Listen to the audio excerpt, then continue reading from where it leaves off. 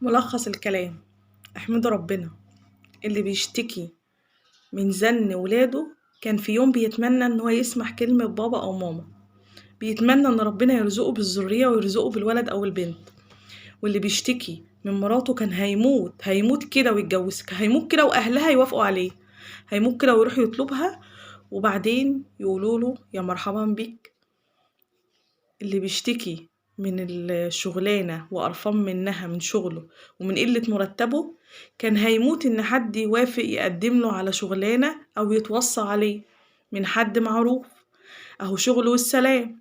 ملخص كلامي: احمد ربنا على اللي في إيدك، احمد ربنا على اللي ربنا اداهولك. اللي في إيدك غيرك بيتمناه، اللي في إيدك غيرك مش طايله. قول الحمد لله وما تبصش في إيد غيرك، واوعى تبص لغيرك عشان هو شايل شيلة، هو عارف ايه اللي هو بيعمله فيه سواء عيوب او مميزات.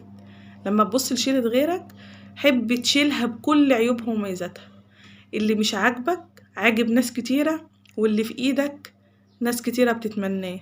احمد ربنا، احمدوا ربنا على النعمة اللي انتوا فيها، من حمده زاده.